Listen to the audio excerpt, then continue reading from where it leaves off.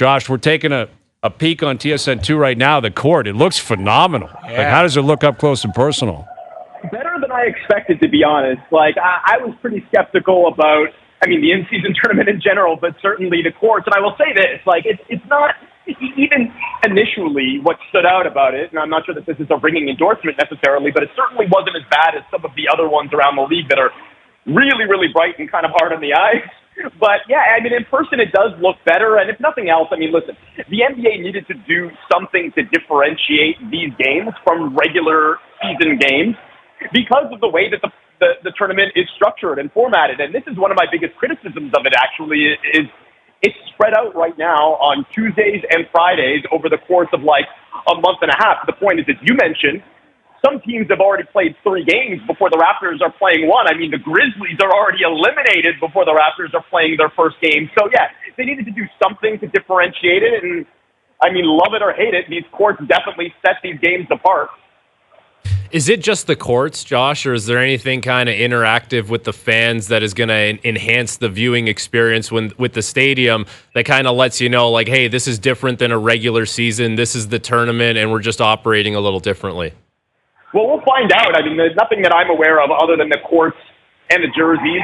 Listen, I think there's the bones of something interesting here. I mentioned already one issue that I have with it, and that I think it should play out over the course of 2 weeks where the games are played every day. It's easier to follow and to track.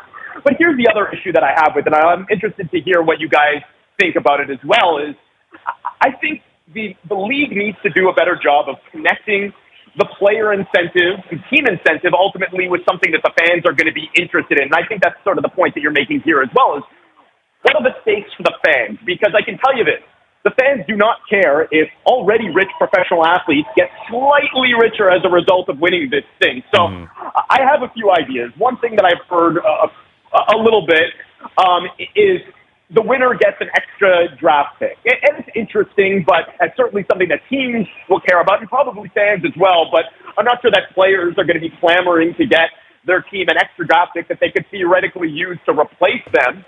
And I also think it might be a little bit too powerful. Ideally, you find the sweet spot between something that's powerful enough to be interested in and not too powerful to basically break the game. So here's my pitch.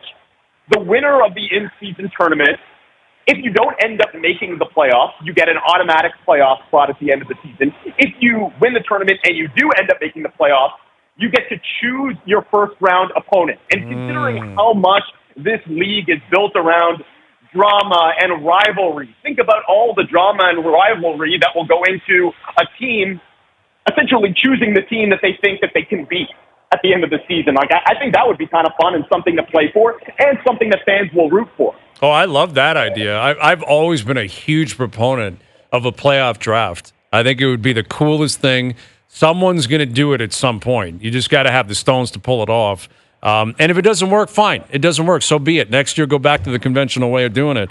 But I think you got something cooking there, because one thing I will say is Adam Silver, this is his baby. Like, he needs this in-season tournament to work.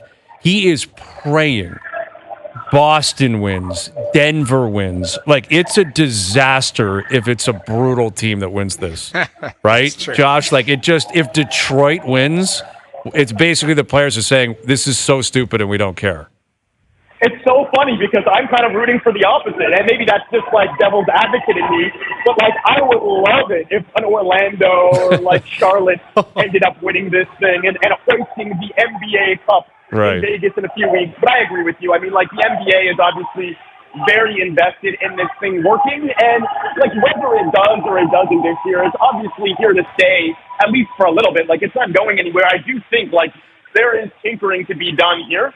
And I do think, we're talking about the NBA, and the NBA has always been open to change and to, adapting certain things, taking what works and throwing out what doesn't.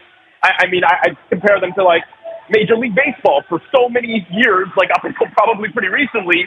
They just kind of lay back and well, we've been doing it this way forever, so that's a good reason to continue to do something. And we see now that they've started to make some changes with the pitch clock or whatever, people are embracing it. Change sometimes, not all the time, but sometimes is good. And I trust that the NBA will not necessarily get rid of this thing if it doesn't work this year, but I trust that they'll find ways to tinker with it, and I do think it's going to need some tinkering either way.